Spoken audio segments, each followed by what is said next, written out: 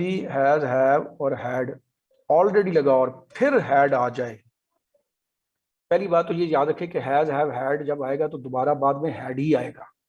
ये जो पहला हैज, हैव, हैड है ये हेल्पिंग वर्ब है, जबकि ये जो हैड है ये थर्ड फॉर्म ऑफ वर्ब है, थर्ड फॉर्म ऑफ वर्ब है, लेकिन उस वर्ब की जगह यूज हो रहा है जो अंडरस्टूड है। मिसाल के तौर पर I have had my work का मतलब I have finished my work, I have had my meal का मतलब आई हैव ईटन माई मील, उन जगहों पे इस्तेमाल होता है बेटे। तो सबसे पहले तो मैं आपको, जो लोग मुझे ज्वाइन कर रहे हैं उनको मैं वॉइस के बारे में बता के मैं मॉडल वर्ब्स बताने चाह रहा हूं, ठीक है।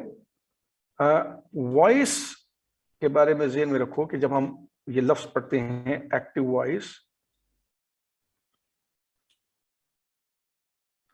Active voice and passive voice, तो सबसे पहले तो आपको ये पता होना चाहिए कि वॉइस क्या चीज है, क्योंकि ये आप सिर्फ इस तरह से ये ज़हन में रखते हो कि subject, helping verb, verb and object, ये होगा तो आप कहते हो जी एक्टिव है, क्योंकि ये फॉर्मूला होता है ना। और अगर ऑब्जेक्ट, हेल्पिंग वर्ब, वर्ब और बाय लगा के सब्जेक्ट हो तो आप इसको कहते हो, यही चीजें आपको पढ़ाई जाती हैं कि जी ये एक्टिव, ये पैसिव वॉइस है, राइट। अब ये फॉर्मूला वाइज तो आपको सबको पता होता है, मैं फॉर्मूला ही बताऊंगा, लेकिन मैं साथ साथ आपको कॉन्सेप्ट बता दूं। तमाम चीजों के पता होने के बावजूद most of the students still remain confused as to where active and passive voice are used, इनका इस्तेमाल कहां है। तो इसलिए है कि उनको कॉन्सेप्ट नहीं पता। तो let me make this concept clear कि वॉइस का मतलब होता है स्टाइल या अंदाज। आप एक बात को दो अंदाजों में कहने के बाय डिफॉल्ट आदी होते हैं, बाय डिफॉल्ट। इट्स नॉट कि ये सब एक्टिव वॉइस पैसिव वॉइस अंग्रेजी में है, they are in almost many languages, because it is the अंदाजे गुफ्तगू, इट मीन्स अंदाजे गुफ्तगू, the way you say something, the way you say something. Now there are two ways to say something. अगर आप कोई बात का मैसेज जो दे रहे हैं उसके बारे में आपको पता है कि ये बात किससे रिलेटेड है और किसने की है, तो आप एक्टिव अंदाजे गुफ्तगू इस्तेमाल करते हैं। मिसाल के तौर पर मैंने उनको बता दिया है, मैंने उनको बता दिया, दिस इज एन एक्टिव अंदाज, ठीक है। लेकिन अगर आपको नहीं पता कि ये काम बताने वाला किसने किया है, या आप इसका नाम छुपाना चाह रहे हो, हिडन रखना चाह रहे हो, तो आप कहोगे उन्हें पता चल गया है। अब डेफिनेटली उनको खुद ब खुद तो नहीं पता चल सकता, somebody has told them, लेकिन आपने ये अंदाज इख्तियार किया। क्यों इख्तियार किया? या तो वाकई आपको पता नहीं था, कैसे पता चल गया। मिसाल के तौर पर अगला बंदा कहता है किसने बताया, तुम कहते हो मुझे नहीं पता, लेकिन बस मुझे इतना पता है कि उनको पता चल गया।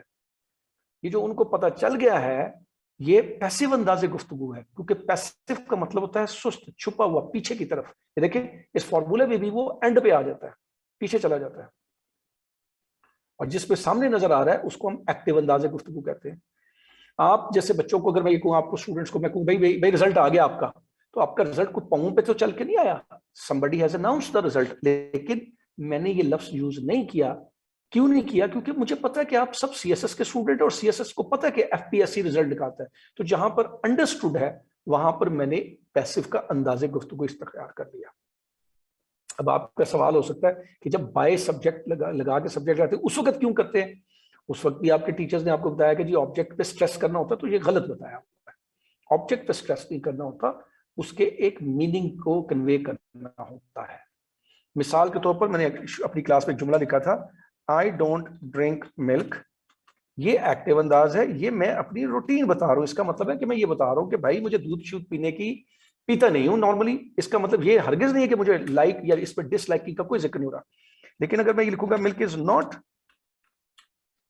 ड्रंक बाय मी, तो इसका 100% मतलब है कि मैं एक्सप्रेस कर रहा हूं डिसलाइकनेस। इसलिए मैंने इस अंदाज को इख्तियार किया क्योंकि इसमें मेरी डिसलाइकनेस ज्यादा अच्छे अंदाज में वाज़िह नजर हो रही है। तो चूंकि मैं अपनी डिसलाइकनेस को खुल के बयान करना चाहता था, लिहाजा मैंने ये अंदाजे गुफ्तगू इख्तियार किया। और भाई दूध ये नहीं मुझसे पिया जाता। तो पैसिव वॉइस जो है वो वॉइस अंदाजे गुफ्तगू को कहते हैं। एक अंदाजे गुफ्तगू आप खुद से इख्तियार करते हैं जब आप नॉर्मल बात कर रहे हैं और आपको डूअर का पता है। दूसरा अंदाज़ गुफ्तगू आप तब इस्तेमाल करते हैं जब आप डूअर के बारे में ना तो खुद जानते हैं या फिर छुपाना चाहते हैं, या डूअर की मौजूदगी में भी अगर ये अंदाज इख्तियार करें तो उससे रिलेटेड एक अंडरलाइन बात को, इन डेप्थ बात को कन्वे करना चाह रहे हैं वो कर। अब यहाँ पर अगर हम इस फॉर्मूले को एनालाइज करें तो जो पूरी ग्रामर है, आप सबको पता है कि ये सब्जेक्ट और ऑब्जेक्ट कुछ नहीं होता। सब्जेक्ट हम में से कोई होगा, मैं, तुम, आप, हम सब, ऑर्गेनाइजेशन, आर्मी, टीम, गवर्नमेंट, फलाना फलाना जो भी होगा। ऑब्जेक्ट भी हम में से कोई एक होता है। असल चीज होती है हेल्पिंग वर्ब और वर्ब। क्यों हेल्पिंग, आज इंपॉर्टेंट चीज ये होती है क्योंकि हेल्पिंग वर्ब जो है, इसको मैंने आपको बताया था अपने स्टूडेंट्स को कि ये सिचुएशन डिस्क्राइबर है। ये दो चीजों को बयान करता है। जो हेल्पिंग वर्ब है, I call it situational describer. Situation describer, ये कोई किताबों में नहीं लिखी हुई, ये मेरी तख्लीक है, किताबों में नहीं लिखी होगी। हेल्पिंग वर्ब जो है वो सिचुएशन डिस्क्राइबर है। वो क्यों है? मैंने कॉमन सेंस की बात बताई थी। Because it talks about time and situation. ये टाइम एंड सिचुएशन के बारे में बात करता है। मिसाल के तौर पर मैं जब ये कहता हूं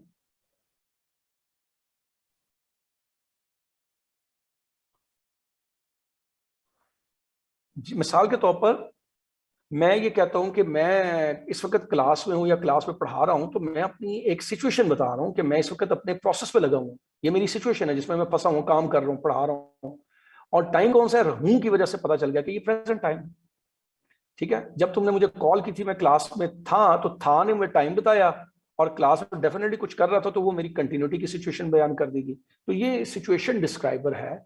इसके मुताबिक जैसे जैसे ये चेंज होगा वैसे वैसे इससे पता चलेगा कि कौन से टाइम में आप चले गए हैं और कौन सी सिचुएशन इस वक्त आपकी सिचुएशन में है। और इसके मुताबिक वर्ब जो एक्शन है उसकी शक्ल चेंज होती है। ये कॉमन फैक्टर है, पूरी ग्रामर इसी के ऊपर बेस करती है। अगर आपको सारे हेल्पिंग वर्ब आते हैं, सही पता हो कि हर हेल्पिंग वर्ब का मतलब क्या है, वो किस सिचुएशन को बयान कर रहे हैं और वो किस टाइम की बात कर रहे हैं और उसके साथ किस तरह की शक्ल लगेगी वर्ब की, तो आपका जुमला कंप्लीट हो सकता है, जिसके ऊपर आज आगे मैंने मॉडल वर्ब में बात करनी है। पैसिव वॉइस में हेल्पिंग वर्ब और वर्ब उसी तरह से इस्तेमाल होंगे, यानी जिस जगह पे हेल्पिंग वर्ब पहले था वहीं पे हेल्पिंग वर्ब रहेगा, उस पर कोई फर्क नहीं होगा। जहां पे वर्ब था वहीं पे वर्ब रहेगा, कोई फर्क नहीं होगा। लेकिन वो जो डिफरेंस है वो क्या है, वो जरा समझ लें। पहली बात ये है कि पैसिव वॉइस में always use third form of verb. बल्कि मैं इसको ऐसे लिखता हूं, पैसिव वॉइस में ऑलवेज, ये गौर से देखना, third form of verb is used.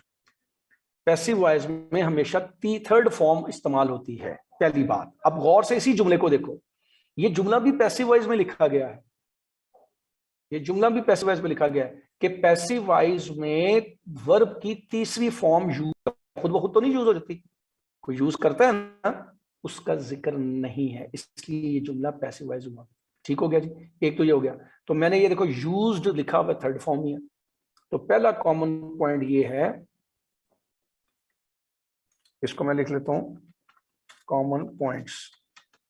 वो कॉमन पॉइंट्स क्या हैं कि पहली form third form of verb use होती है। ठीक हो गया जी। दूसरी चीज, same helping verb are used, वही हेल्पिंग वर्ब यूज होते हैं बट विद लिटिल एडिशन। वही हेल्पिंग वर्ब यूज होते हैं, अब ये जुमला मैंने पैसिव वॉइस में लिखा है, वही हेल्पिंग वर्ब यूज होते हैं मगर लिटिल एडिशन के साथ। यानी अगर कंटिन्यूस टेंस है तो उसमें इज आर एम यूज हो रहा है प्रेजेंट में, तो उसकी पैसिव वॉइस में भी इज आर एम यूज होंगे। पास्ट कंटिन्यूस टेंस है, वाज वर्ड यूज हो रहे हैं, तो वही हेल्पिंग वर्ब यूज होंगे, एडिशन होगी, वो एडिशन में भी बता देता हूं आपको। ये दो पॉइंट आपने जैसे में रख लेने हैं। तीसरी बात ये ज़हन में रखो कि पैसिव वॉइस में जनरली, ये पॉइंट नहीं है, कॉमन पॉइंट्स पे नहीं आ रही है, जनरली ये ज़हन में रखें, बल्कि जनरली नहीं, सिर्फ जनरली वैसे ये ज़हन में रखें कि ओनली 9 टेंसेस हैव देयर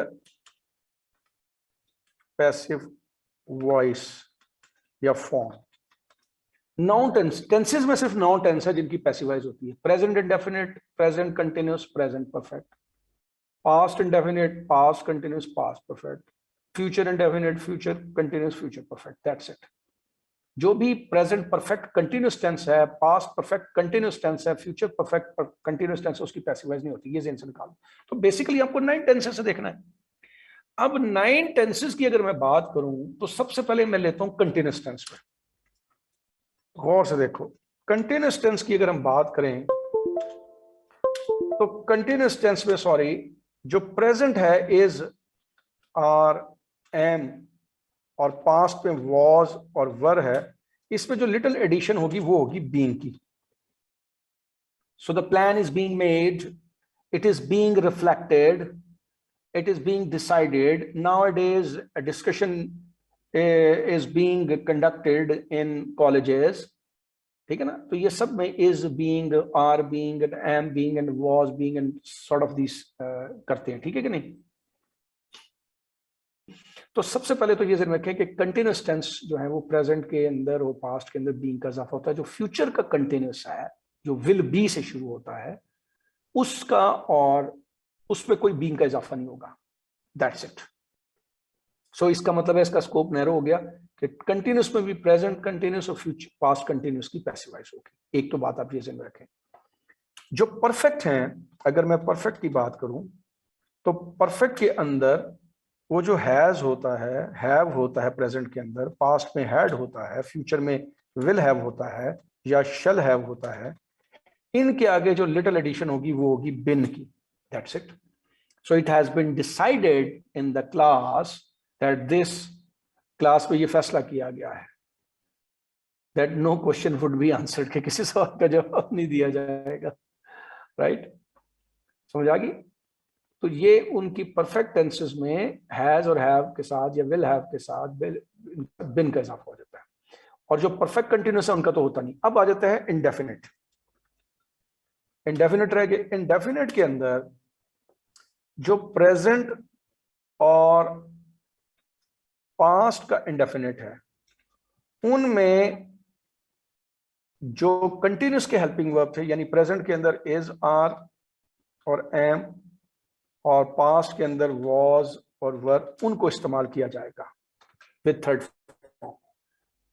जैसे मैंने अभी ऊपर यूज किया है, ये देखो, ये अभी ऊपर मैंने यूज किया था कि किधर गया जी जुमला, ये ऊपर इधर इधर सॉरी चला गया, वो जुमला मैंने यहाँ पे लिखा था। हाँ, ये third form of verb is used, ये प्रेजेंट इंडेफिनिट का पैसिवाइज है कि वर्ब की तीसरी फॉर्म इस्तेमाल की जाती है। ती है आ गया ना, और कौन इस्तेमाल करता है नहीं पता, तो ये पैसिवाइज होगी, इस्तेमाल की जाती है। तो देखो, मैंने प्रेजेंट इंडेफिनिट में प्रेजेंट कंटिन्यूस का हेल्पिंग वर्ब इस्तेमाल किया, नीचे भी यही हुआ, same helping verbs are used. So present indefinite में प्रेजेंट कंटिन्यूस के ही हेल्पिंग वर्ब यूज होंगे। इसी तरह प्रेजेंट पास्ट इंडेफिनिट में पास्ट कंटिन्यूस के यूज होंगे, ठीक है जी। और फ्यूचर इंडेफिनिट में फ्यूचर कंटिन्यूस के यूज होंगे, विल बी। सो चूंकि फ्यूचर इंडेफिनिट में फ्यूचर कंटिन्यूस के यूज होते हैं, तो फ्यूचर कंटिन्यूस में भी वही यूज होंगे, बीइंग का इजाफा बस नहीं होगा।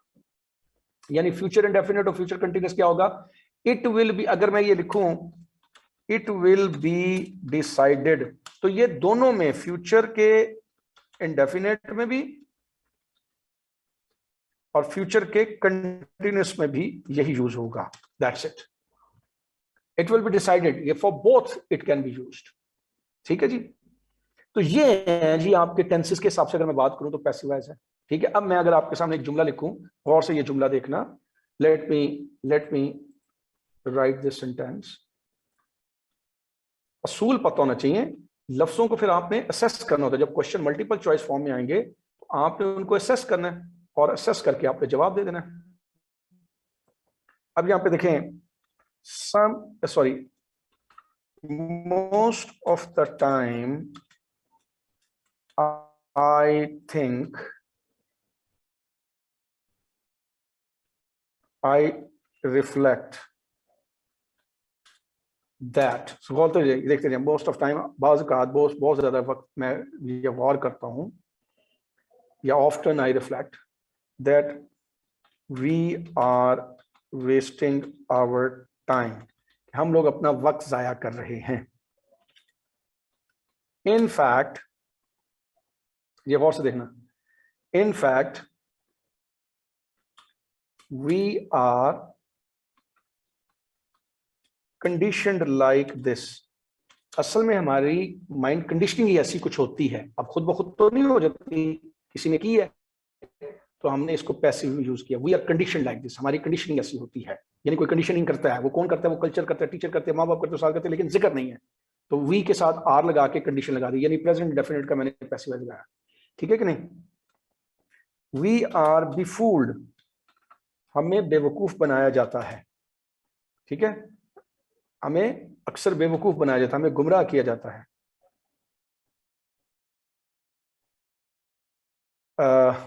We are conditioned like and we are befooled. These days, same practice is being done. आजकल भी कुछ ऐसा ही हो रहा है। These days, आज के दिनों में भी कुछ ऐसा ही हो रहा है। ठीक है, We are not guided, हमें गाइड नहीं किया जाता। तो ये देखो, ये जो हमारे, अब ये उर्दू में अगर मैं पढ़ूंगा कि अक्सर औकात में गौर करता हूँ कि हम लोग अपना वक्त जाया कर रहे हैं, असल में शायद हमारी कंडीशनिंग कुछ ऐसी हो गई की जाती है, हमें बेवकूफ बनाया जाता है। और आजकल भी यही कुछ हो रहा है, हमें गाइड ही नहीं किया जाता। देखा, ये पैसिव वॉइस सारी यूज हुई है, राइट? ये अगर आपको पैसिव वॉइस का पता हो कि ये स्टाइल है, तो आप अपनी बात को इस अंदाज में कह सकते हैं। अब टेंसेस जब आपके पास आएंगे तो मल्टीपल चॉइस क्वेश्चन होंगे, तो आपने ये असूल याद रखना है कि पहला असूल क्या है कि पैसिव वॉइस में थर्ड फॉर्म होनी चाहिए। जिस टेंस की पैसिव वॉइस होगी, आप उसके हेल्पिंग वर्ब के साथ चेक करें कि जो रेलेवेंट इजाफा है, जैसे बीइंग का इजाफा is are am was were के साथ करना हो गया है कि नहीं हो गया। शल हैव, जहां पे हैज हैव हैड नजर आए वहां पे बीइंग का इजाफा हुआ है कि नहीं हुआ। ठीक है कि नहीं? इस तरह की चीजों को आपने चेक करना है, तो आपको रेलेवेंट पैसिव वॉइस का पता चल जाएगा। दूसरी चीज, अब आ जाते हैं मॉडल वर्ब्स। मॉडल वर्ब्स की अगर हम बात करें,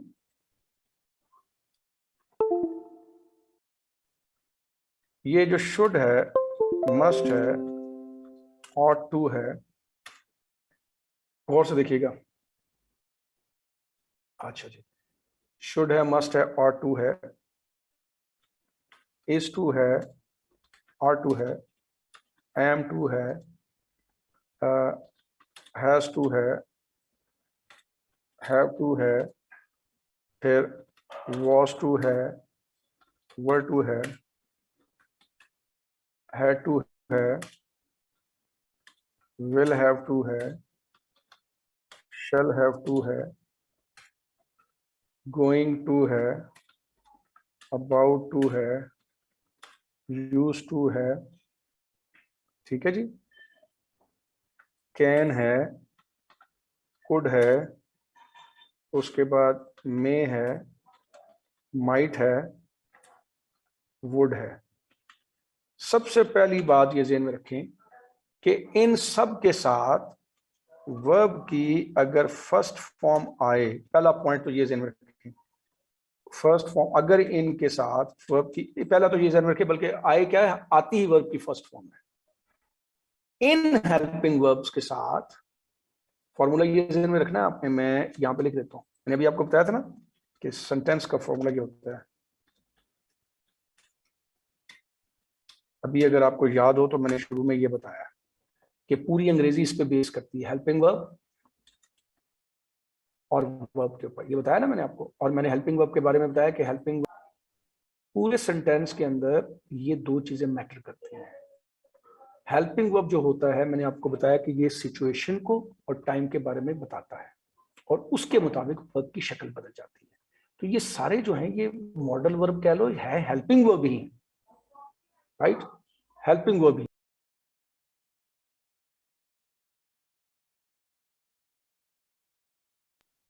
हेल्पिंग वर्ब ही है ये सारे।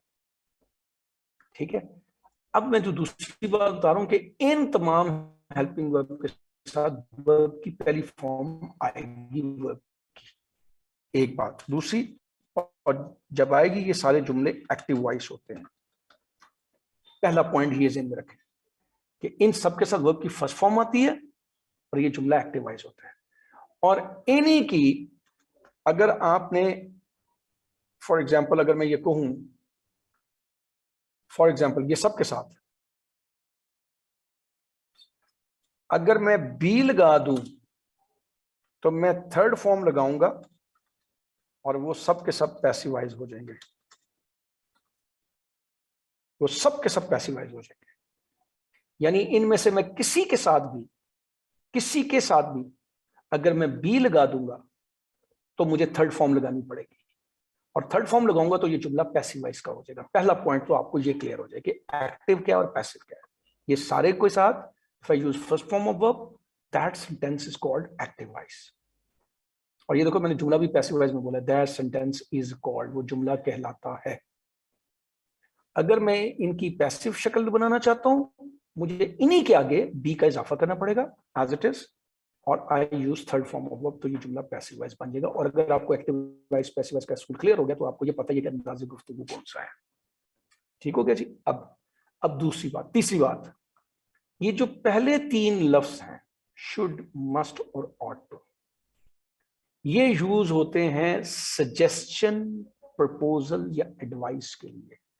सजेशन, प्रपोजल और एडवाइस, जिस जुमले में आपको सेंस कन्वे करना हो, तजवीज का, प्रपोजल का, राय का, ओपिनियन का, वहां पर इन तीनों में से कोई एक लगा दें। मिसाल के तौर पर अब तुम जाओ, ये सजेशन है, ये है लेकिन इनफॉर्मल स्टाइल। फॉर्मल में मैं कहूंगा तुम्हें अब जाना चाहिए, तो फॉर्मल लफ्ज़ में रख लें, चाहिए, तुम्हें जाना चाहिए, तुम्हें मेरी बात सुननी चाहिए, तुम्हें पढ़ाई गौर से करनी चाहिए, तुम्हें बड़ों की बात माननी चाहिए, ये सब जो चाहिए ये तो फॉर्मल वर्ड है। लेकिन इनफॉर्मल में भी तो आ सकता है ना। और आपको ट्रांसलेशन के असूल पता होनी चाहिए। बात करते इनफॉर्मल सेंटेंस लिखा हो तो कैसे पहचानोगे?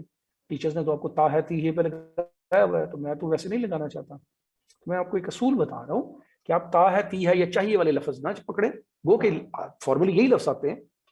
आपने सेंस करना जुमले में एडवाइस है, सजेशन है, प्रपोजल है। मिसाल के तौर पर कि तुम अपने भाई की मदद करो, तुम अब जाओ, ठीक है कि नहीं, ये सारे सजेशन वगैरह के जुमले आ जाते हैं।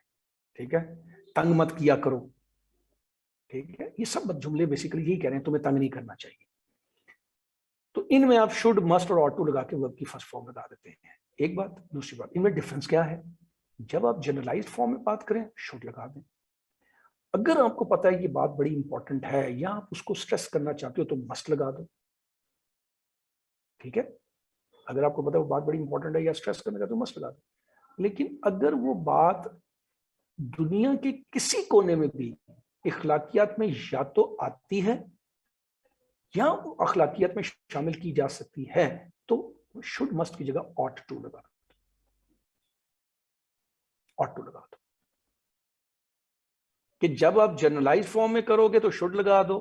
जैसे एमी कहते हैं ना, एमी बात गल करती है, एमी पर पढ़िया करो, और पढ़िया करो, ध्यान दिया कर, पढ़ा करो, ध्यान दिया करो, यानी पढ़ना चाहिए, ध्यान देना चाहिए, तो शुड लगा दो, जनरल है। मैं आपको समझता हूँ ये इंपॉर्टेंट बात है तो मैं कहूंगा you must focus, you must study, ये जोर दे रहा हूं, या वो बात इंपॉर्टेंट है इसलिए शायद मैं कह रहा हूं। लेकिन अगर वो बात इखलाकियात के जुमरे में आएगी तो फिर मुझे ऑट टू लगाना ज्यादा मुनासिब है। अब उसके लिए आपको असेस करना जुमले को। मिसाल के तौर पर क्रिकेट खेला करो, मैं कह सकता हूँ कि यू शुड प्ले क्रिकेट। मैं तुम्हें सेहत के बारे में कहना चाहता हूँ, मैं कहूंगा यू मस्ट प्ले क्रिकेट। लेकिन मैं ये नहीं कह सकता you ought to play cricket, क्योंकि दुनिया के किसी कोने में अखलाकियात में नहीं आता क्रिकेट खेलना। तो ये मुझे अपनी सेंसिबिलिटी इस्तेमाल करनी है कि जो चीज अखलाकियात में है या आ सकती है उसके लिए तो ऑट टू लगाऊं तो ज्यादा बेहतर होगा। अदरवाइज मुझे शुड और मस्ट में से कोई इंतखाब करना, और इंतखाब बेसिस पे होगा। जनरल है तो शुड, इंपॉर्टेंट है तो मस्ट लगाएं। अब ये डिफरेंस क्यों पता होना चाहिए? क्यों पता होना चाहिए? क्योंकि जब आप डिफरेंस समझे बगैर यूज करेंगे तो पूरे कॉन्टेक्स्ट के मीनिंग में फर्क पड़ जाएगा। इसी तरह अगर रीडिंग कंटेंट है और आपने इसको डिफरेंस नहीं पता, एक ही सेंस में लिया, तो उसके कॉन्टेक्स्ट पे कुछ और बता रहा है और आप सवाल का जवाब सही नहीं दे पाएंगे। इसलिए पता होना चाहिए कि ये कब यूज हुआ है, ये फर्क का पता होना चाहिए खुद लिखते हुए भी। वरना आपने फॉर एग्जाम्पल बड़ी इंपॉर्टेंट बात कर रहे हैं और शुड लगाते जा रहे हैं बार बार, तो गलत हो जाएगा, वो सेंटेंस वीक हो जाएगा। या पूरे जुमले में, पूरे पैराग्राफ में अखलाकियात पे इतना भाषण दिया आपने और यूज एक दफा भी ऑट टू नहीं किया बल्कि शुड यूज किया, तब भी गलत हो जाएगा। ये ध्यान होना चाहिए कि कब कहाँ कौन सी चीज यूज करनी है। एक बात हो। दूसरी चीज, इज टू, आर टू और एम टू कहाँ यूज करते हैं?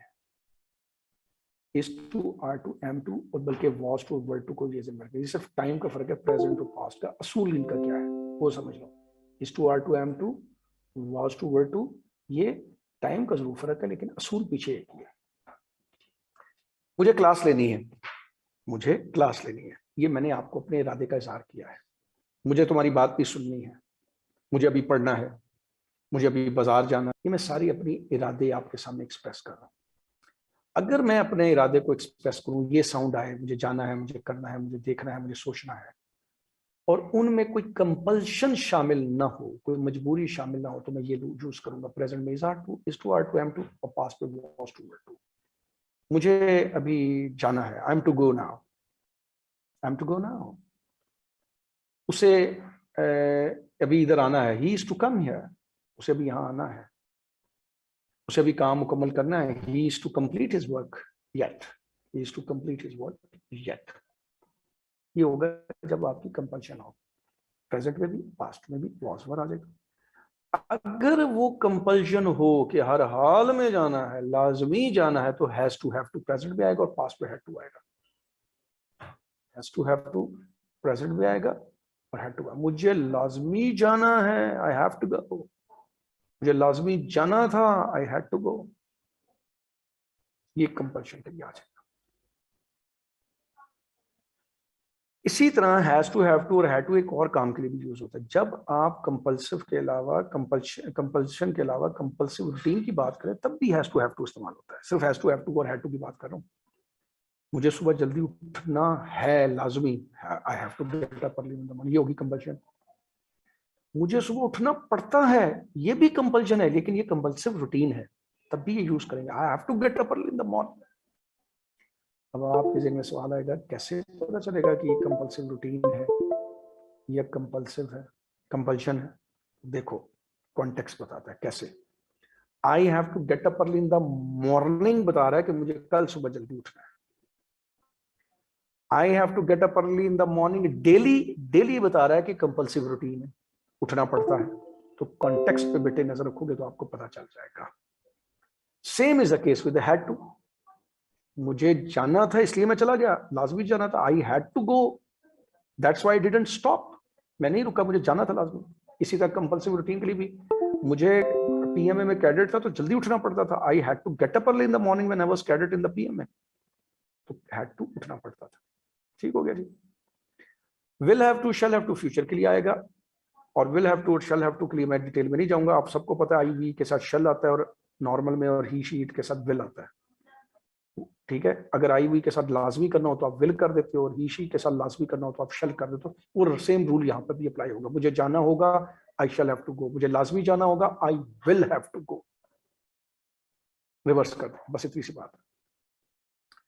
गोइंग टू, अबाउट टू भी इसीलिए आएगा जब आप कोई फ्यूचर का अगला प्रोग्राम बता रहे हैं, मुझे, मैं जाने लगा हूं, I am going to go, I am going to go, जिसको आप अंग्रेजी में अमेरिकन में पढ़ते हो gonna, I am going to go there, मैं वहां जाने लगा हूं, मेहमान आने लगे हैं, guests are going to come, वो तकरीर करने लगा है, he is going to deliver a speech, काबीना का इजलास होने लगा है, the cabinet meeting is going to be conducted, is going to, इसको पैसिव कर दिया तो मैंने बी कर दिया, कंडक्टेड।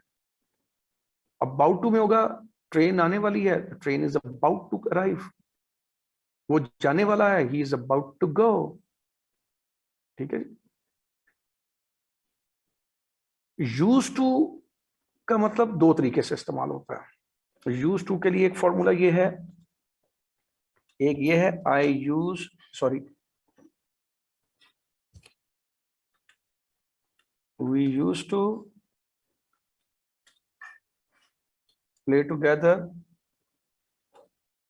इन आवर चाइल्डहुड, एक ये है, और एक ये है, I am used to listening to music। ये जेन में रख लो ये जुमले। ये जो जुमला है, इधर इधर देखो, वी और यूज टू के दरमियान और कुछ नहीं आ रहा, वी और यूज टू के दरमियान कोई हेल्पिंग वर्ब नहीं है, यानी use to itself helping verb के लिए यूज हुआ है, और साथ वर्ब की फर्स्ट फॉर्म है। जब ऐसी शक्ल हो, ये वाली शक्ल जेन में रख लो, यूज टू और प्ले वर्ब की फर्स्ट फॉर्म, तो वो जुमला पास्ट रूटीन एक्टिविटी को शो करता है। हम बचपन में खेला करते थे, ये साउंड, खेला करते थे, मैं सोचा करता था, आई यूज टू थिंक, तुम मेरी तरफ आया करते थे, you use to come to me, ये रूटीन एक्टिविटी के लिए यूज होता है पास्ट में। ठीक है, जब इनके दरमियान कोई हेल्पिंग वर्ब आ जाए, जैसे कि इज आर एम या वॉज वर आ जाए और आगे फोर्थ फॉर्म लगी हो, या दूसरे अल्फाज में इसको ऐसे कह लो कि आई एम लिस्निंग के दरमियान यानी कंटिन्यूस के दरमियान में यूज टू लगा दो, तो ये हैबिट को शो करता है, शौक को शो करता है, डीप इंटरेस्ट को शो करता है। मुझे म्यूजिक सुनने का बहुत शौक है, मैं म्यूजिक सुनने का बहुत आदी हूं, ये इस सेंस में यूज होगा। पास्ट भी होगा तो I was use to listening to music, मैं म्यूजिक सुनने का आदी था, म्यूजिक सुनने का शौक था। आदत होना शौक होना और चीज है, रूटीन होना और चीज है। रूटीन ये है, तो ये शक्लें आप याद रख लें। ये आदत और शौक के लिए प्रेजेंट में पास्ट, पास्ट में वॉज हो जाएगा, प्रेजेंट में एम है, आर हो जाएगा या वर हो जाएगा। लेकिन ये जो है ये सिर्फ और सिर्फ पास्ट के लिए है और ये रूटीन एक्टिविटी को शो करता है। अब इसी यूज टू की जगह, इसी यूज टू की जगह या यूज टू लगाओ या ये वुड लगा दो, एक ही बात है। We use to play together in our childhood, बचपन में खेला करते थे। We would play together in our childhood, इकट्ठे खेला करते थे बचपन में। कैसे पता चलेगा कि वुड इस सेंस में हुआ है? चाइल्डहुड से कॉन्टेक्स्ट बता रहा है आपको। ठीक है जी। वुड फ्यूचर में भी यूज होता है, मैं तुम्हारी तरफ आऊंगा, I would come to you. कब इस्तेमाल करते हैं वुड फ्यूचर में? जब आपको डाउट हो, कंफर्मेशन ना हो, तो वुड इस्तेमाल कर सकते हो। ठीक है जी। कैन, कुड, ये पॉसिबिलिटी के लिए यूज होते हैं। कैन प्रेजेंट में यूज होता है। I can help you, I can think of, possibility को भी शो करता है, प्रोबेबिलिटी को भी शो करता है, एबिलिटी को भी शो करता है। आई कैन ड्राइव कार, गाड़ी चला सकता हूँ। गेस्ट कैन कम, गेस्ट आ सकते हैं। कुड पास्ट में यूज होता है, मैं कर सकता था। आई कुड हेल्प यू या यू कुड हेल्प मी, तो मेरी मदद कर सकते थे। You could do this work, तुम ये काम कर सकते थे। जबकि मे और माइट प्रेजेंट में यूज होंगे लेवल ऑफ प्रोबेबिलिटी या पॉसिबिलिटी को शो करने के लिए, लेवल ऑफ पॉसिबिलिटी या प्रोबेबिलिटी को शो करने के लिए। फॉर एग्जांपल मे प्रेजेंट में यूज होगा जब आप हायर पॉसिबिलिटी यूज करते हैं प्रेजेंट में। बादल भरे हुए आसमान पे, तो मैं कहूंगा इट मे रेन टुडे। अगर बादल कम है, चांसेस कम है बारिश होने के, तो मैं कहूंगा it might rain today. So chances ज्यादा पॉसिबिलिटी के हों तो मे, चांसेस कम हो तो माइट। जबकि कैन कब है? ये जनरलाइज्ड फॉर्म में है, ये लेवल को नहीं डिटरमिन कर रही, जनरली बता रहा है एबिलिटी को या पॉसिबिलिटी को। जबकि मे क्या है? हायर पॉसिबिलिटी को बता रहा है, बारिश हो सकती है, इट मे रेन टुडे। बारिश हो सकती है, कम चांसेस है, इट माइट रेन टुडे। मे और माइट खुद इंटेंसिटी को बता रहे हैं। ठीक है जी। तो इन सब की पैसिवाइज करने में आपने बी लगा दिया और थर्ड फॉर्म लगा दी, तो पैसिवाइज हो गया। इनकी पैसिवाइज याद रखिएगा। अब जो इससे रिलेटेड आखिरी बात है और फिर मैं खत्म करूं, यही चीजें काफी हैं आपके लिए, कम से कम इनको बेसिक्स का पता हो आपको, ताकि आप पैसिवाइज कर सकें। मैं इसको डिलीट कर रहा हूँ और इम्पोर्टेंट चीज बताने जा रहा हूँ, बल्कि इसी के बारे में बताने जा रहा हूँ। ये जो शुड है, मस्ट है, ऑट टू है,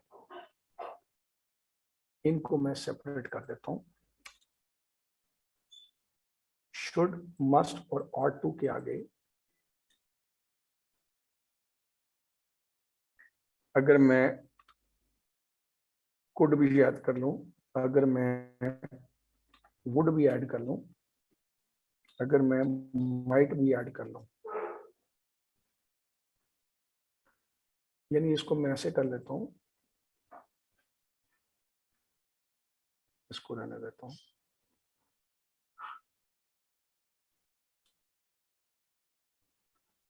कुड, माइट, वुड। ठीक है जी। इन सब के साथ अगर हैव लगा हो तो थर्ड फॉर्म लगेगी। पहली बात तो ये ध्यान में रख लें। और ये पास्ट के सेंटेंसेस होंगे इन एक्टिव वॉइस, ये पास्ट के। तुम्हें सच बोलना चाहिए था, you should have spoken the truth. तुम्हें सच बोलना चाहिए था। You must have spoken the truth, तुम्हें सच बोलना चाहिए था, जोर दिया जा रहा है। You are to have spoken the truth, तुम्हें सच बोलना चाहिए था। You could have spoken the truth, तुम सच बोल सकते थे, स्ट्रेस किया जा रहा है। You might have spoken the truth, हो सकता है तुमने सच बोला हो। You would have spoken the truth, तुमने सच बोला होगा। ठीक है। तो जब भी इनके आगे हैव लग जाए और थर्ड फॉर्म लगे, ये कंडीशन है, तो ये पास्ट होगा मगर एक्टिव में होगा। अगर इनकी पैसिवाइज करनी है तो सिर्फ एक, ठीक है, मिसाल के तौर पर एक एग्जांपल दे रहा हूं इसी की passivise. This project should have been completed yesterday. ये प्रोजेक्ट कल खत्म हो जाना चाहिए था। ये project should have been completed yesterday, ये कल खत्म हो जाना चाहिए था। सो जैसे should, must, ought to, could, might, would के साथ हैव लगे तो थर्ड फॉर्म लगाएं और जुमला वो होगा एक्टिव का, मगर कब में होगा? पास्ट में होगा, पास्ट टेंस का होगा। जैसे you, should have, could have, must have, ought to have के साथ बिन लगाएं और फिर थर्ड फॉर्म लगाएं तो वो जुमला पैसिव होगा पास्ट का ही। ठीक है जी। और फर्क मैंने बता दिया कि you should have spoken the truth का मतलब तुम्हें सच बोलना चाहिए था। You must have spoken the truth, तुम्हें सच लाजमी बोलना चाहिए था। You ought to have spoken the truth, तुम्हें हर हाल में सच बोलना चाहिए था क्योंकि ये तुम्हारा अखलाकी फर्ज है। You could have spoken the truth, तुम सच बोल सकते थे।